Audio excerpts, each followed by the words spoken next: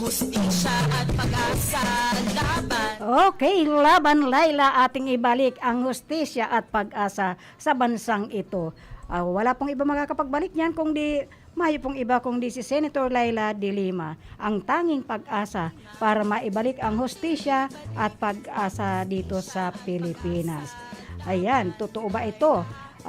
SIM Card Registration Act, lusot na. Maray nga ni ini tanganing mayo magparapanloko sa social media. So, SIM Card Registration Act, lusot na. Ayan, pinalusot na. Ano bang lumusot doon? Lalaki patay matapos saksakin. O yun, kawawa naman, sinaksak na. Paano yung pamilya? So, talagang mahigit 80 80,000 halaga ng shabu na samsam na naman. Saan ba ini? Lalaki patay din matapos mahagip ng ano bang nakahagip nito. So kawawa naman. Radyo, talagang SIM card, aramon niya to ining ko ano ining SIM card na ini na ibabalik na ano na daw. Okay na, SIM card Registration Act lusot na sa Kamara. Aramon tangani ko ano ining lusot na ini. Kung talagang mato din inaprubahan na ng Kamara. Ayan po, approved na by the Congress itong SIM card registration. Sa bagay po, sa ibang nasyon nga po, dai ka makagamit ng SIM card without registration. Pagkabakal mo, bago itao sa imo yan, irirehistro muna ang iyong SIM card. So, may if in case may mga kalukuhan or taking advantage of the SIM card to the social media, of course po, mahahabol ninda dahil may ano na po, naka-registered ang sa indang SIM card. Huring-huri na nga po kita. We are too late in registration of this SIM card. Masyado pong huling-huli na po tayo. Kasi last 2019 nga. 2019 po, pag punta namin sa Singapore, bumili kami ng SIM card. Hindi kami basta mabigyan ng tindera kasi mayo daw yung taga-rehistro ng SIM card. So, naghintay kami until such time na nakabakal kami ng SIM card na pwedeng may magre-rehistro. So, tama po ini. Inaprobahan na ng Kamara sa ikatulo at huling pagbasa. Nasa third reading na pala. Ang panukalang mandatory registration ng mga SIM card. Ayun po, mandatory. My God, paano yung mga dating may SIM card? Kasi pag sa pagkakaaram ko, if your SIM card is not registered, ay nako, talagang walang contact po, hindi mo pwede gamitin. So, eto na po yun. Para yung if in case na may mga apod ka ito, may mga threat through SIM card. Ayan. I just don't know if whatever anong gigibuhon ninda para ma-update ninda ang mga SIM card or para matutukan ninda kung paano ang paggamit kan sa tuyang mga kahimanwa. So, ito ay kasunod na rin ng mga napabalitang paglipana ng spam messages. Ayan po, spam messages. Ibig sabihin pala, yung mga messages sa spam ay hindi totoo. How true? This time ko lang ito naraman. Pero may someone kasing gusto ang conversation ay nasa spam. Ito pala yon. Ito ay kasunod na rin ng mga napabalitang paglipana ng spam messages kamakailan na nag-aalok ng trabaho kapalit ng mataas na sahod. Okay, ibig sabihin, all this conversation not even, hindi naman siguro lahat. Not also lahat. Not all.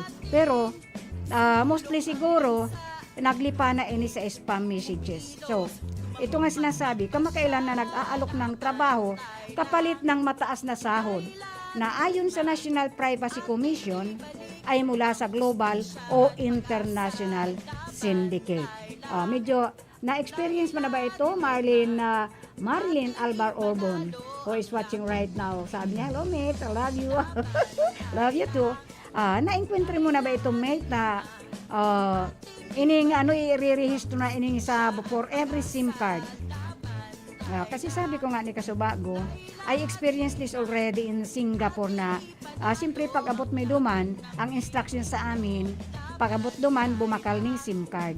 Ang kaso nung bumakal kami ng SIM card, Hindi po ma-registered. Una-una kasi 5 o'clock in the morning pa lang.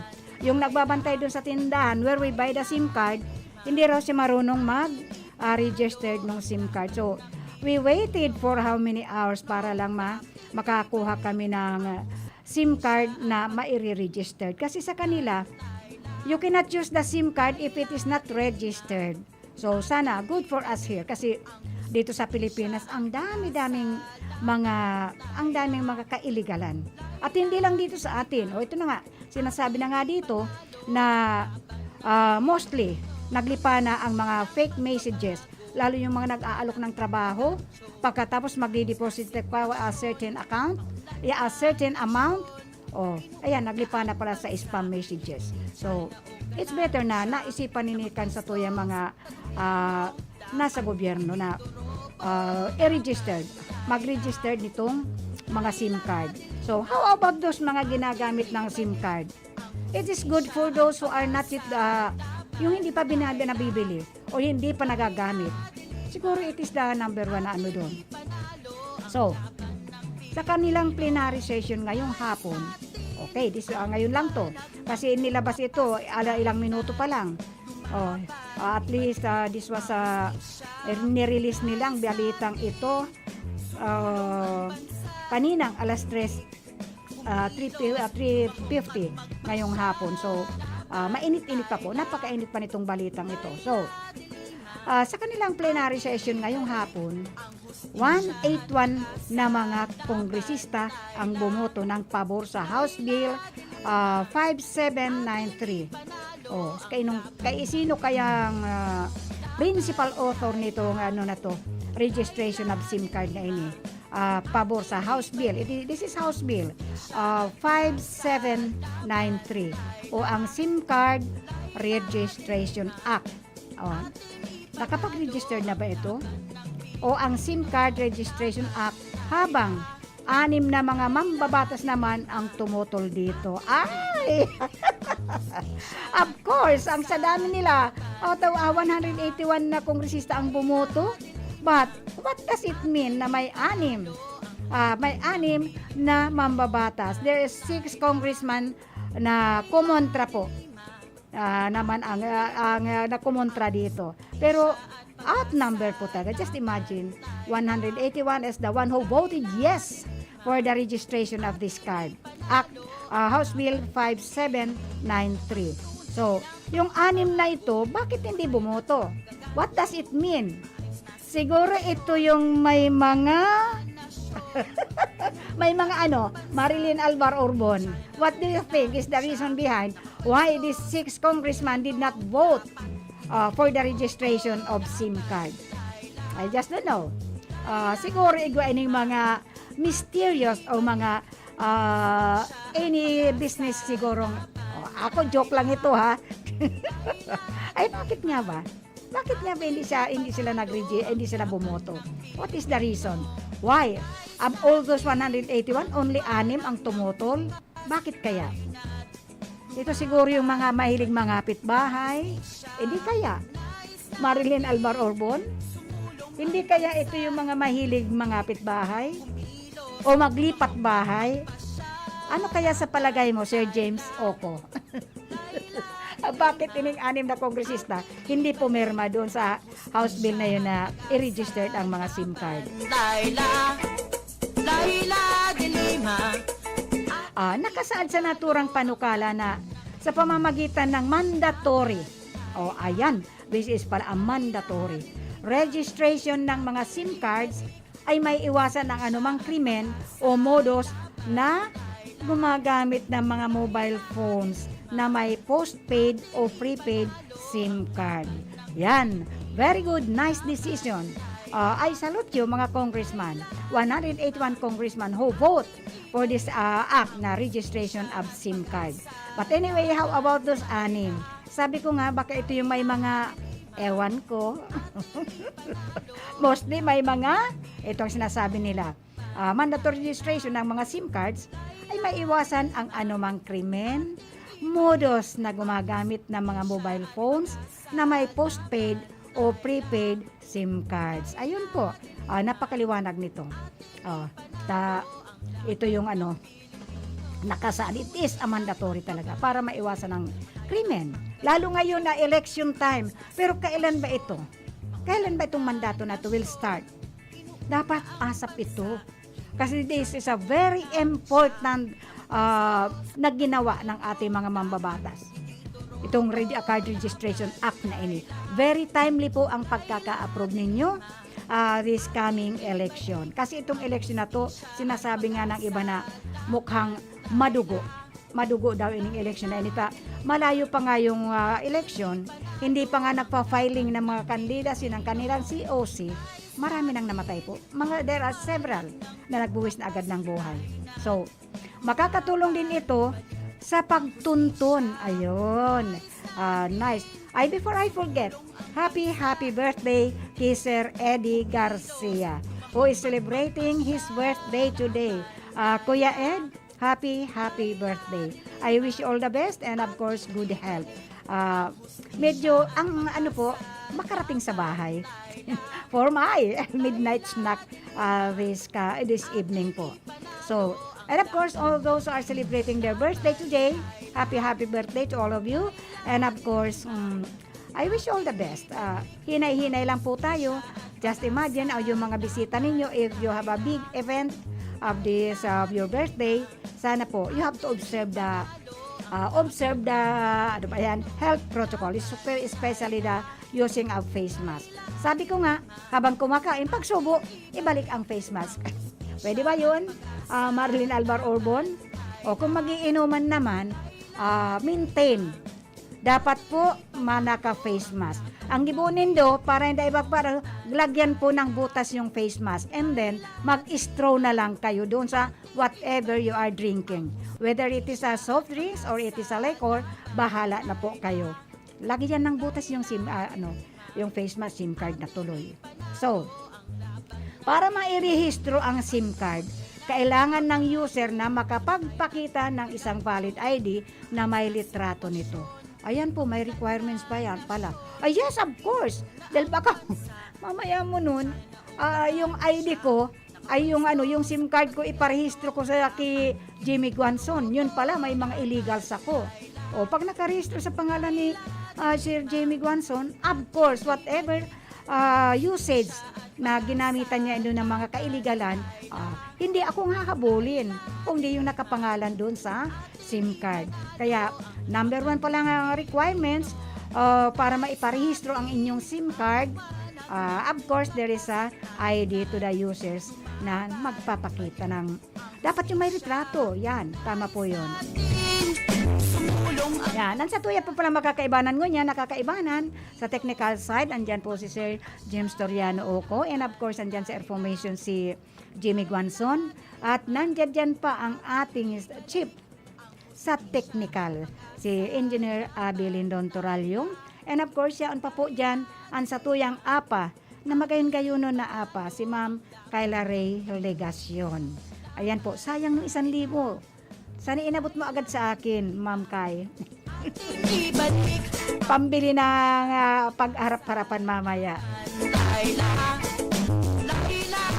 So, kailangan ding ibigay ng user ang ilang mahalagang detalye katulad na lamang ng kanyang pangalan, kaarawan at address.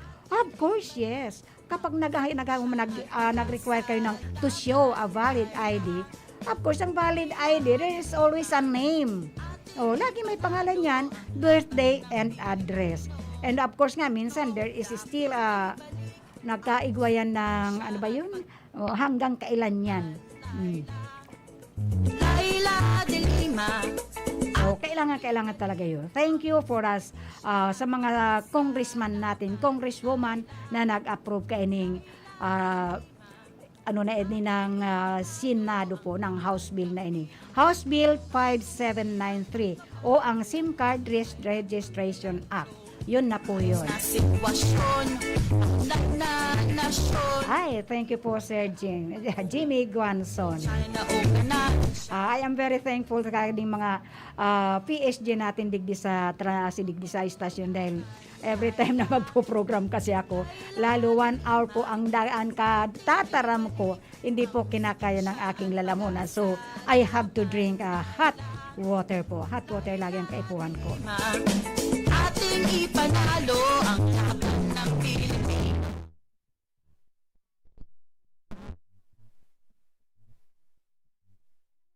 Pagpaparehistro ng SIM card, kailangan ng user na makapagpakita ng isang valid ID. Isang ID lang naman. Pero how about those who don't have ID? Dahil sa barangay po kasi, what is the use of ID kung ikaw hindi ka naman working? Hindi ka naman, wala ka naman kung ano-ano, you are not a businessman or a businesswoman. O di, maski pa paano, mayo ka talagang ID. So, what is the replacement of this ID? O, if in case a user is a SIM card user have no ID. O, ano lang, what is the use? Ano ang kailangan? What is the other in bukod doon sa ID? Dapat nilinaw ito. Kailangan ding ibigay ng user's name, ang address at saka pangalan at saka yung birthday kasi minsan magkapare-pareho ng pangalan. So, ini namang papapirmahan din ito sa sang control number registration form. You have to fill up pala a registration form mula sa Public Telecommunications Entity. Yun pala. There is a certain form na to be filled up by the applicant to register her or his SIM card. Ayun po. Ayan. Maliwanag na naman po ini. Kaya lang, I just don't know. But how about those na mga dayuhan? How about those mga dayuhan or those mga balikbayan? Of course, ang ID nila ay nasa abroad po. Kung where they are working, kung anong bansa. Okay. Maging mga dayuhan ay obligadong gawin ito kapag sila ay dumating na sa Pilipinas. Yes, of course, kasi iba po ang nila, iba po ang kanilang SIM card na ginagamit doon sa lugar o sa nasyon kung saan sila nagtatrabaho. So, panibagong requirements sa tuyang Pilipinas, nagkaroon na nga tayo ng yung ID na national ID na ngayon walang katuturan ay walang katiyakan if we can use that national ID na yan. So, ini naman na panibago, ayan, yun ang sinasabi nga. Di ba? Bert and Nita Dumangog, thank you very much for watching the program. Barita, Aksyon, Impormasyon. So, maging mga dayuhan pala, pagdating dito, kung bibili sila ng kanilang new SIM card, they have to register it also. Dapat lang kasi pag tayo nga pumupunta sa ibang nasyon, bumibili rin tayo ng doon, yun nga sinabi ko, na-encounter na namin ito 2019 pa po, last May 2019. Na bumili kami ng SIM card, pagdating sa Malaysia, bumili pa rin kami ng SIM card, pagdating sa Macau, panibagong SIM card. It is all registered. So, medyo late na nga tayo. Late na itong action natin dito. So, but at least, makahabol tayo. And very on time ang pagkaka-approve nito.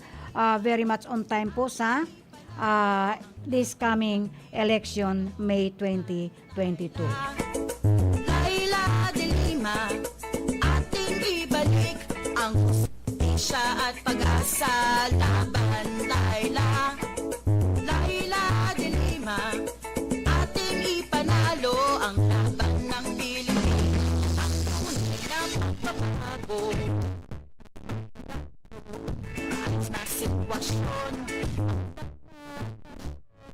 Inuuna ang bansa, nakapwesto sa gobyerno, dapat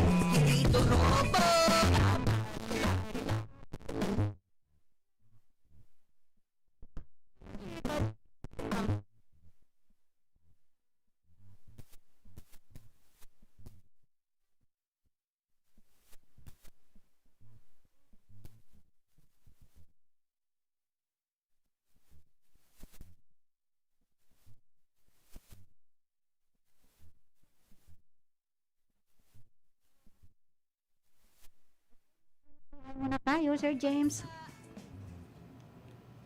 This time check is brought to you by Senator Leila de Lima. Ang oras na ini, dara po sa Indukan Losenya Electrical Supply para po sa madikalidad na electrical product. Day po kalingawan, Losenya Electrical Supply. Losenya Electrical Supply, madaling makukuha, aranisa na sa Barangay Holcan, San Francisco, Iriga City. On and managed by Engineer Meneleo Losenya. Ang oras na ini hatod sa Indukan Kape ni Manoy. Ang kape kan mga Bicolano, pampakondisyon, pampakusog, pampahuben. Kape ni Manoy. Ang oras na yan, atod sa Indo ni Mr. Julio Victor Marlo Sigera, President, Sigera Technological Colleges, Irigan City. Para sa edukasyon di kalidad, Sigera Technological Colleges. Ang oras na ini hatod sa Indo ni Honorable John J. Fortuna, Municipal Councilor, Nabua, Camarines Sur. Ang porsyon na ini hatod sa Indo ni Kagawad Melnan Robles Moralio. Basta kidaday, hayahay ang buhay.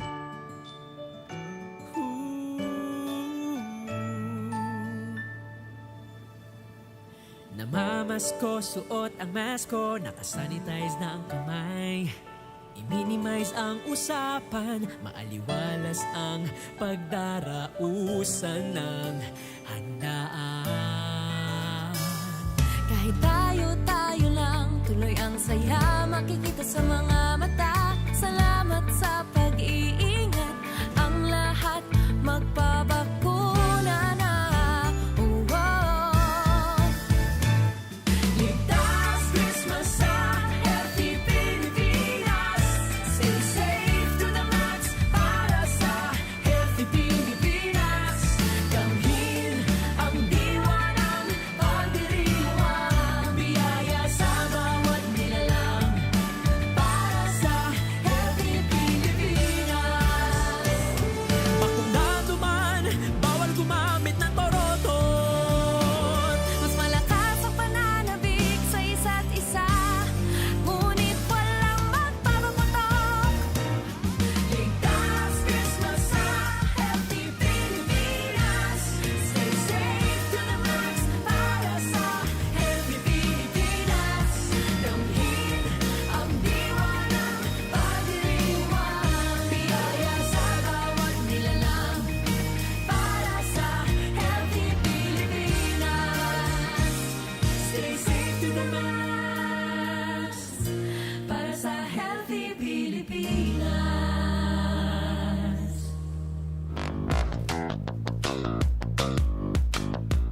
Nanlalabo na ba ang inyong mga paningin? O kailangan mo ng proteksyon laban sa radiation? Ano pa ang hindi hintay nyo? Pumunta na sa The Vintage Optical.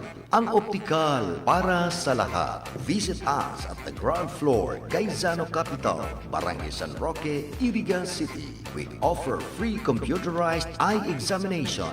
Free frame. Lente lang ang babayaran. Starts at 999 complete eyeglasses with anti-radiation lens. The Vintage Optical, the widest selection of optical signature frames and sunglasses. The Vintage Optical, ang optical para sa lahat.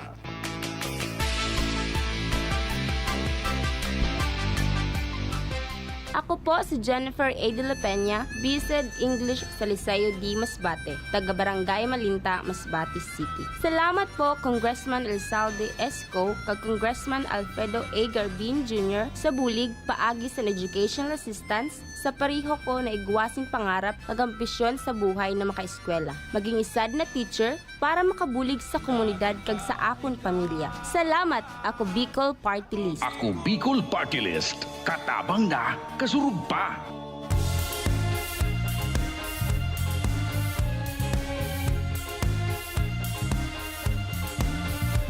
Karapatan ng mga patay, aking ipaglalaban. Mga kababaihan, ang poprotektahan. Boses ng kabataan, aking pagkikinggan. Ating kalusugan, ang iingatan.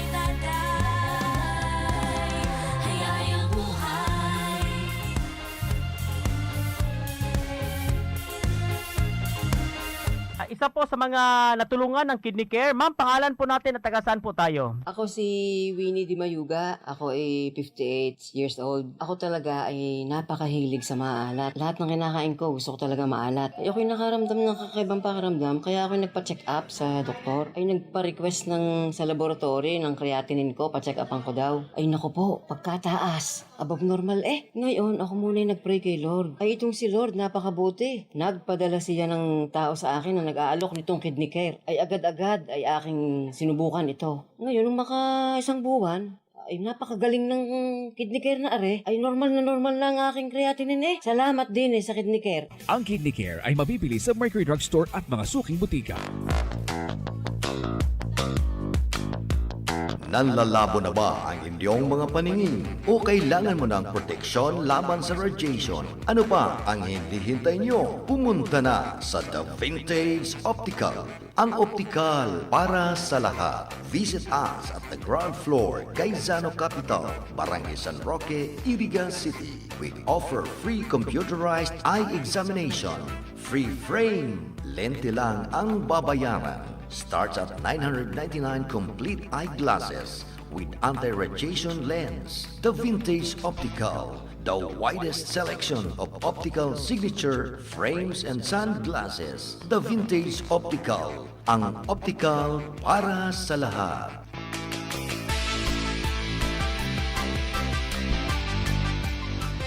Ano ba ang maaaring maramdaman matapos magpabakuna kontra COVID-19? Maaaring makaranas ng sakit sa ulo, lagnat, pagkahilo, sakit sa katawan o parte ng katawan kung saan pinakunahan. Ngunit, huwag mag-alala, pinapaalala ng Department of Health, Bicol Center for Health Development, na ito ay mga karaniwang reaksyon ng bakuna sa ating katawan. Isa lamang itong indikasyon na ang bakuna ay epektibo sa pagbibigay sa atin ng proteksyon laban sa COVID-19. Kung makakaramdam ng mga ito, mainam na mag-self-monitor o pumunta sa lugar kung saan kayo binakunahan upang mabigyan ng abiso kung ano ang mga dapat gawin. Suportahan ang Bida Vaccination, maging res bakuna para protektado laban sa COVID-19.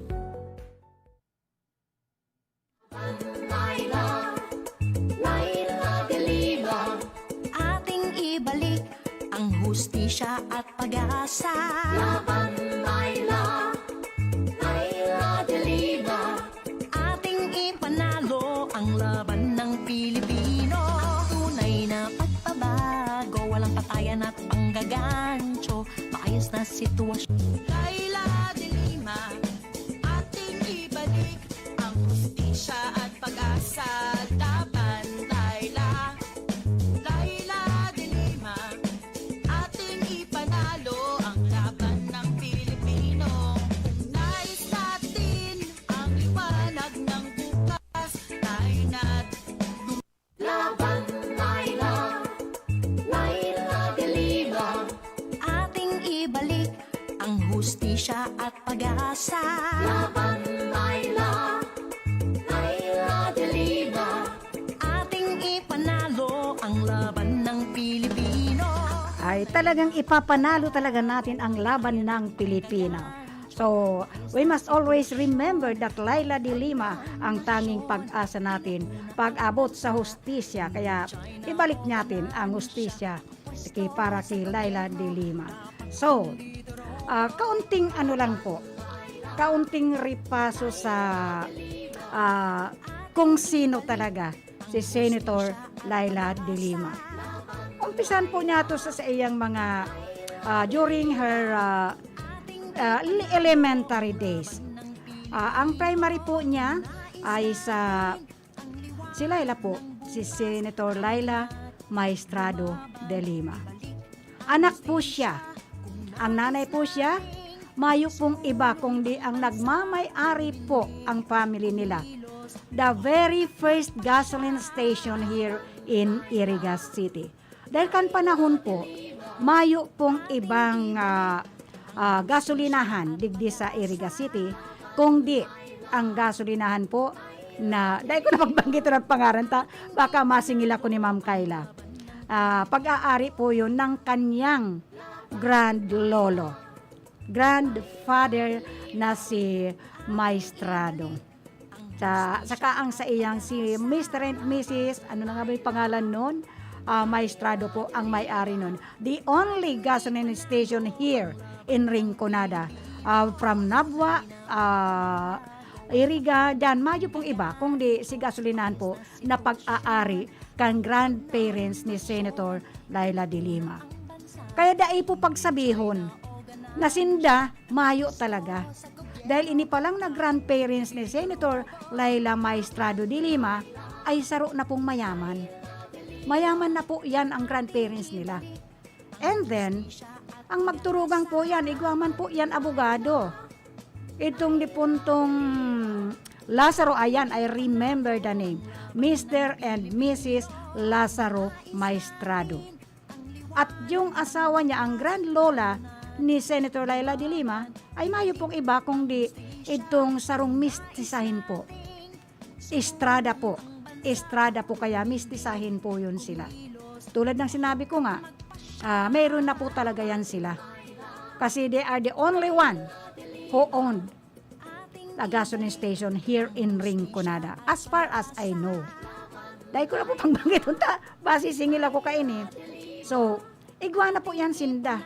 At gabos na magturugang po, nakapag-adalman po. Gabos po sila, they are all graduated. Nakaiba po ang sa iyang ina na si Mrs. Norma Maestrado de Lima. Isa man po siyang teacher po. Teacher po siya dyan po. Where dyan po sa may mga kabats ako na batch 65-69 sa LCA po. Teacher po siya. And then, andyan po yung Mr. and Mrs. Bonnevie. Nakamag-anak ni Dina Bonnevie. Kung tutuusin po, may kapatid po yan sa Amerika, US of A. Kaya ay po masasabi na si Senator Laila de Lima ay mayong-mayo. Igwa po yan dahil ang grandparents niya dati nang mayroon. Maestrado family po yan. Estrada Maestrado family. So, kahit ito nga ni, pagparkandidatan sa mo yung inaon man, ayan.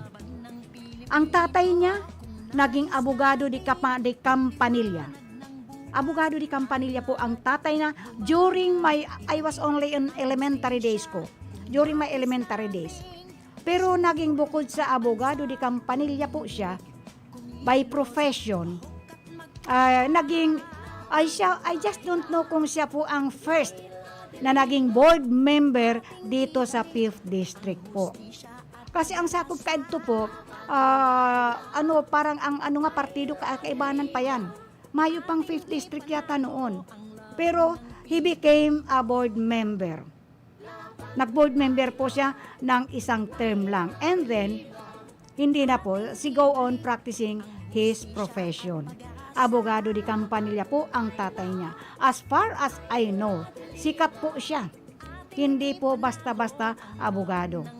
And then, nung na di ko lang na kung yung sunod-sunod kung paano siya nagtrabaho. Pero the latest po na naging trabaho ng kanyang daddy na si Attorney Vicente Bagaporo de Lima. Naging commissioner po siya ng COMELEC for how many years? So, hanggang nag-retire po siya, he is the commissioner of the COMELEC. Commissioner Vicente Bagaporo de Lima. So, hindi po katakataka kung bakit ining si Senator Laila de Lima ay napakatalinong bata ito. Just imagine, during her elementary days po, class valedictorian siya. Class 1965-1972. Ayan po. Class 1965-72. Siya po ang class valedictorian. Sobrang talino po nitong babaeng to. Inggit na inggit ako. Pero by nature po, talaga matalino po ang de Lima. Dahil hindi naman basta magiging abogado di Campanilla ang kanyang tatay kung talagang basta lang nasabing abogado. So, during her secondary naman, still, nandyan pa siya sa LCA. Now, La Consolacion College, Iriga City. 1972 to 1976. Siya po ay class valedictorian. Lagi po, class valedictorian. Valedictorian na nung elementary, still, nag-valedictorian pa rin during her high school days. Awarded po siya ng Jerry Rojas Leadership Award. Insular Life Gold Eagle Award. Yun po ang mga tinanggap niya during her graduation sa secondary. High school po yun. MLGCD, Ministry of Local Government. Ayan po. Before pala, 1976, may local government na palang nag-aano noon. Community Development Special Leadership Award. Ayan po ang mga award niya during her high school graduation. So, hello also to Katimbang Jonax by Samirando. Katimbang is watching right now. And of course, to Marivic Saulon Briboneria who is watching right now. Thank you, Ma'am Brib, for watching the program. So, iisa-isahin ko po ini para makilala ninyo to all those na inaabot ng broadcast ng signal ng RPNDCKI, the Pioneer Radio Station here in Rinconada. Ipapaliwanag ko po ini kasi may mga nagtatanong po, sino ba talaga si Senator Laila De Lima? Ang programa pong ito hatid pa sa endo ni Ansakuyang Love of My Heart, James Wally Osas of Nigeria, and of course ni Senator Laila De Lima. Gagawad Mel Nandade Robles Moralio, kay Butchokoy Rex Oliva, kay Rodolfo Jeff J. Poitino, and of course, kan Sinsino Balance Oil through Susan Schönborn of Germany. And of course, hello also to Buboy and Melit Robles Moralio and family. And of course, kan Cheryl Beauty Salon, owned and managed by Cheryl and Tuding Castroverde Aquiler. Kan Mama Betty's Farm through Mrs. Marisol Bondal. And of course, kan Lasa Resto Bar and Water Refilling. Owned and managed by Mrs. Letty Polton. And of course, dara pa sa endo, kan Saranghi Motor Parts and Services, owned and managed by Marvin and Tess Gonowan Razon. Hello also to Architect Saludo and family. And of course, kay Engineer Steve and Edith Andales. Hello po kay Congressman Joe Fortuna and family. And of course, kay Ate Marie Quadrante. So, sana po, yung mga nagdahapot sa akin kung ano ba talaga at sino ba talaga si Senator Laila De Lima. Every day po, i-discuss ko pa, ipapaliwanag ko po ini sa inyo dahil para lubos-lubos po ninyong makilala kung sino talaga si Senator Laila De Lima. Hello also to Monica Perique who are watching right now, and of course kay Linlen and kay Tel Mendoza. Ang principal sponsors po and author of the following laws. Tinapos ko lang po yung secondary ni Senator Laila. Sa ibang araw naman po kung ano pa yung ibang napag-aralan niya, all those mga awards that she received. Dahil talagang bako ining basta-basta po. Dahil sabi ko nga, sobrang matalino po siya. Kaya na pinagkaitan. Kaya po sinira, ipinakulong, ano pa? Sinirang-sira yung pagka-honorable niya, ginibong dishonorable because sa maling paniniwala nila na sila I just don't know. So, si Senator Laila De Lima po, siya po ang principal author kaining unang-una ining 4Ps po. The Republic Act number 113-310, Pantawid Pamilyang Kabuhayan. Ito po yun. Pakinggan po natin. Si Senator Laila De Lima ay tinaguriang ina ng 4Ps dahil siya ang nagtaguyod ng RA 11310 o Pantawid Pamilyang Pilipino Program Law upang maiangat ang antas ng pamumuhay ng mga kababayan nating mahihirap na nasa mahigit 4.4 milyong pamilyang Pilipino at madaragdagan pa. So, sana po, ini mga 4Ps beneficiarying ini. Always remember that ang principal author po niyan ay si Senator Laila De Lima na pinapakinabangan ninyo ngayon.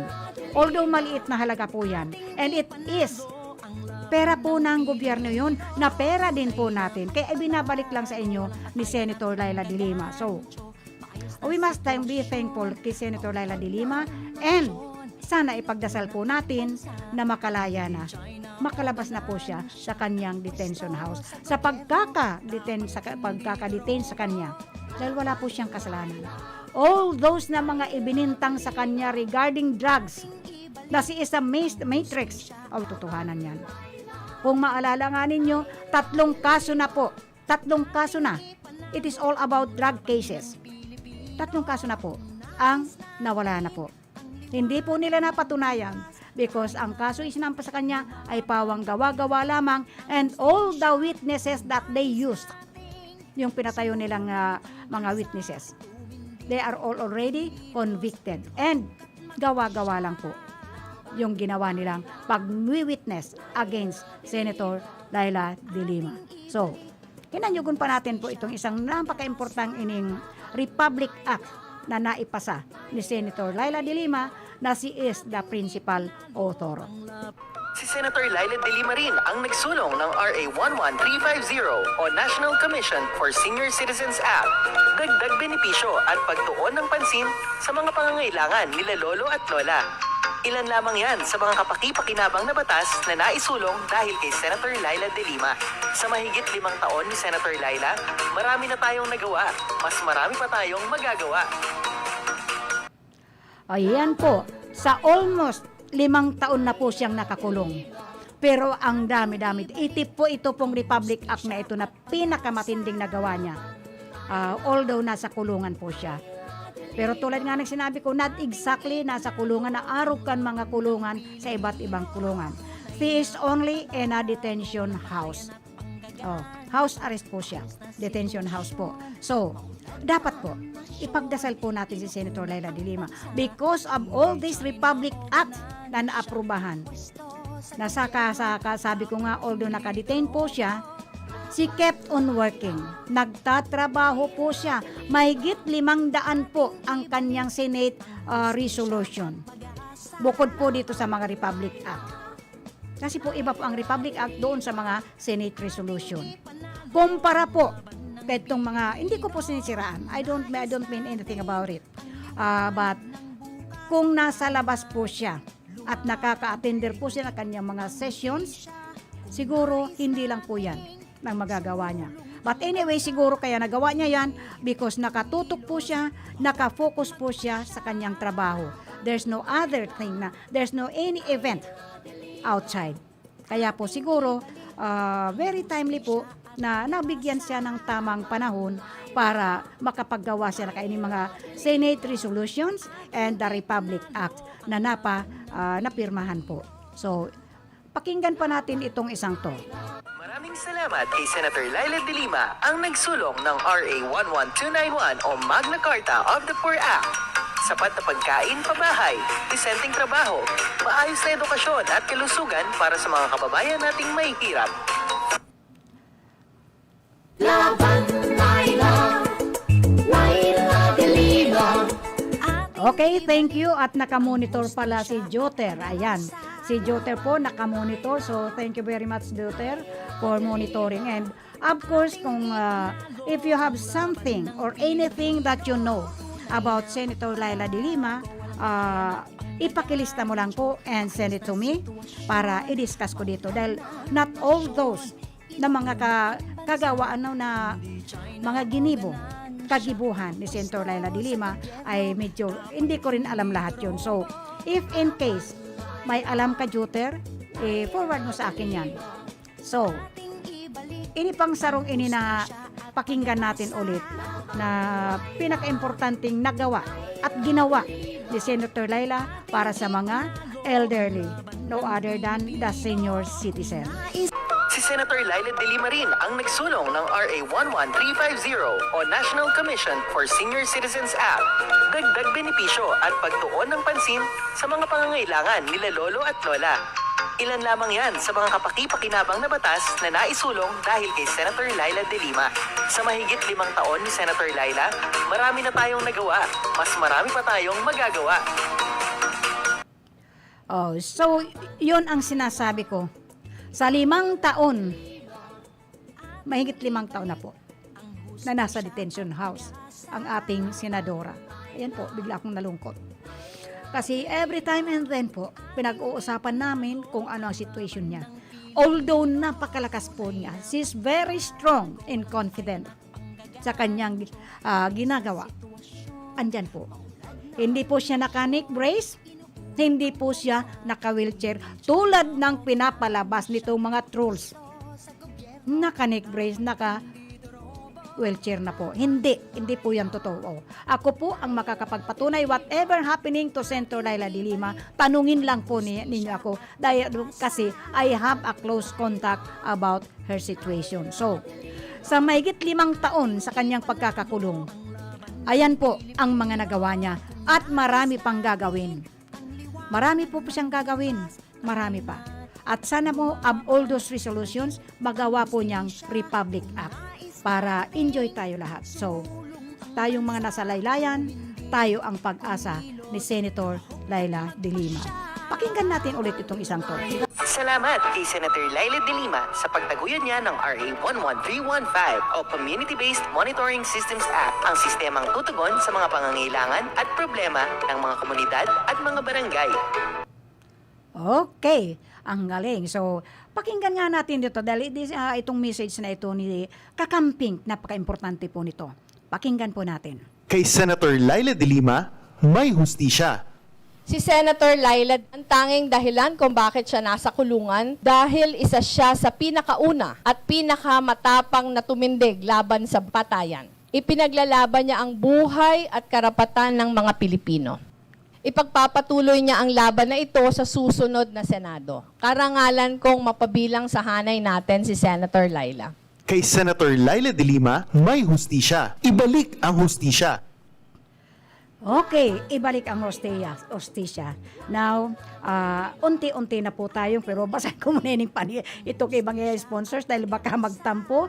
Ang programa pong ito is brought to you by Senator Laila de Lima, Gagawad Mel Nandada Robles Morallo, ni Botchokoy Rex Oliva, ni Rodolfo Jeff J. Poitino, and of course, Zeno Balance Oil Plus through Susain Schönborn of Germany.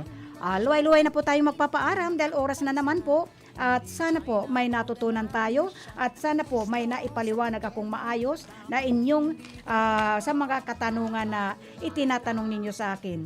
So sabi nga, bakit raw ako laging nakatagalog so that maintindihan po, lalo na yung mga Bicolnon, maintindihan nindo, yung mga Arog ko na bakong kabisado ang Bicol. So, ang sa tuya pong mga nakaibanan, sa technical side po, ang si James Toriano Oco, and nasa information si Jimmy Guanzon, and of course, yaon man po duman sa transmitter si Felix Lagrimas and si Aldrin Orlanda, at yaon man po ang sa tuyang chief technician si Engineer Abby Lindon Torallo. Ako man po ang sa inyong kaibanan at laging makakaibanan everyday, mayo pong iba kung di si Madam Red Elma de Lima Casme nagsasabing thank you and sana mapasatuya ang